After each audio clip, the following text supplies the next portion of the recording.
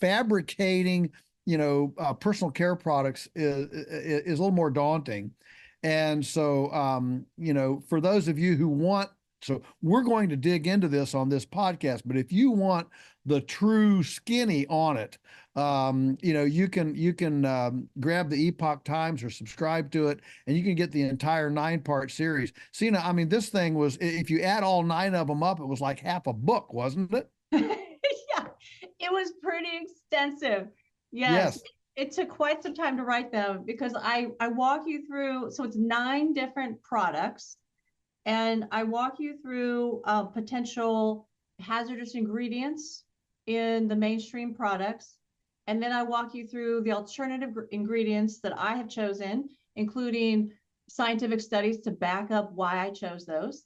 And then I include recipes of how to actually make them in your own kitchen. And I formulated each of the recipes, so they're Yes. unique. Yeah. So the idea is, here's what's bad about these brands. If you want better brands, you can buy these. These are better. And if you want to make them yourself, here are the recipes. You can do that. So you kind of have three basic, ideas here to present. So, you want to dig into this a little bit? Yeah, and so let me start out by explaining why I started creating personal care products for my family, because it's not convenient, right? So in all the things that we're trying to juggle in our daily lives, and some of us are, we're trying to cook all our foods, even it's already this long laundry list. So it's like, why would you add one more thing to your list? And I completely agree. So the reason why I started was because of my toothpaste. I was buying a brand of toothpaste. It was an organic brand. It was listed as all natural. But what I realized, and this was during my healing journey, that every time after I brushed my teeth, I started to feel kind of sick to my stomach, like a little nauseous and queasy. And it took a little bit of time to figure that out, the connection between that and the toothpaste. But when I did, I started to look at the ingredient list on the toothpaste label, and I realized that it contained grain derivatives. And so I was like, oh, well, I'm not supposed to be eating grains right now. I'm trying to reverse this condition. I got to get a different toothpaste. So I went out searching online and like at some natural food stores looking for a toothpaste that didn't have grain derivatives in it. And I couldn't find a good one.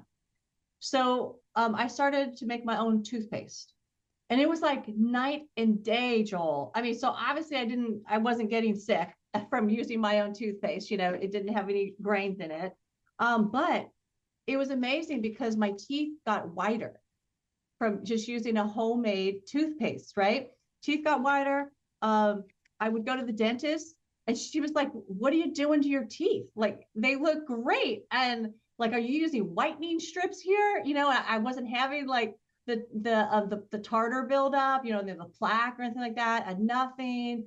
My husband had gum disease. I put him on my toothpaste. That was part of his protocol to reverse the gum disease. It worked.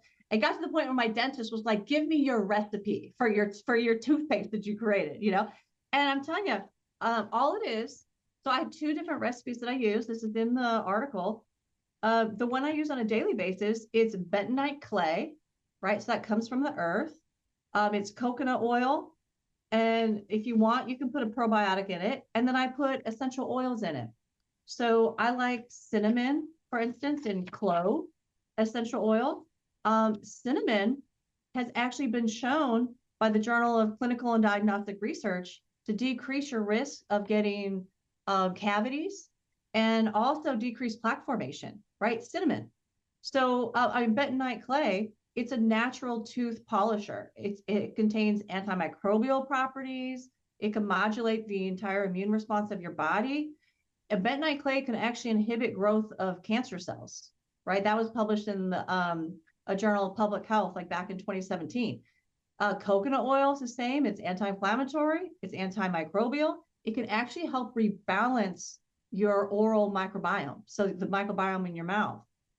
It can reduce your risk of periodontal disease. I mean, the list goes on and on, but these are natural and what we would call, natural, minimally processed ingredients. that you can find like in your grocery store, for instance, or easily online. Mix it up in your kitchen.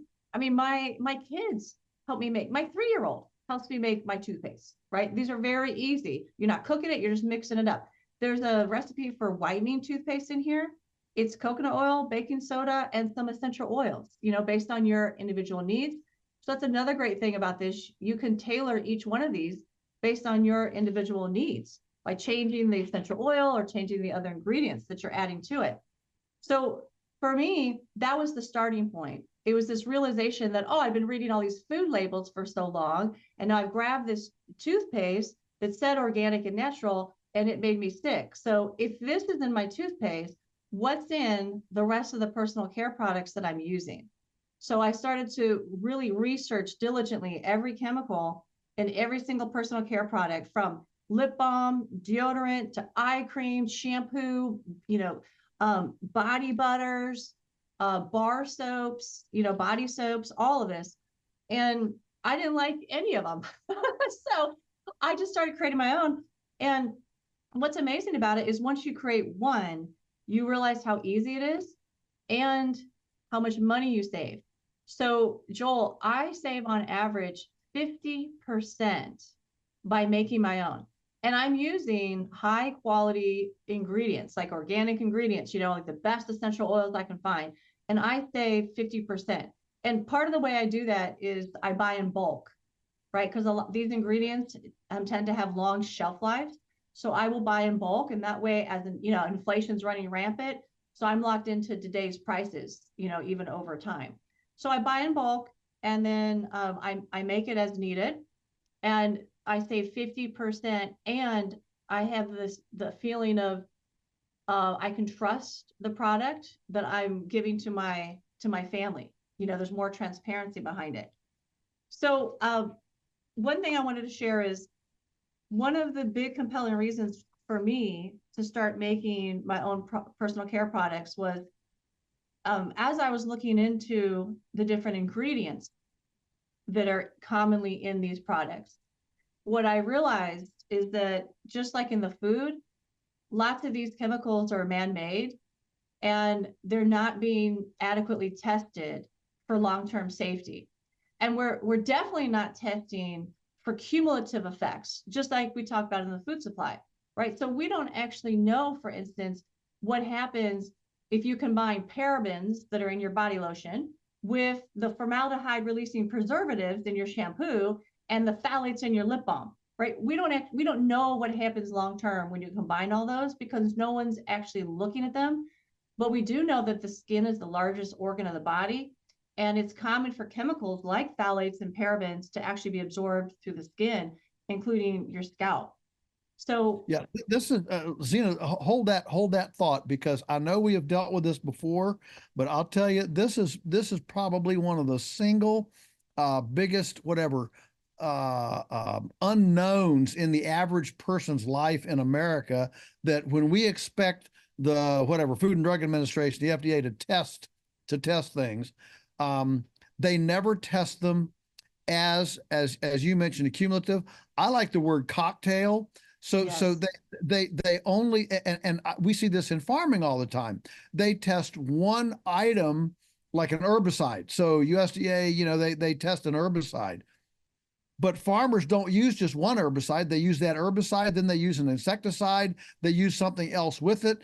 And virtually all this stuff is actually used as a cocktail. Thank you for joining us on Beyond Labels. Our mission with this podcast is to make it accessible to everyone. But we are behind a paywall because the issues we discuss are often subject to censorship. We've run into that, and so we have an extremely modest paywall to let us have the freedom to discuss the kind of issues we want to discuss in the way we want to discuss them. And you can become a member and enjoy all this content by clicking on the description box below. We look forward to having you join our family.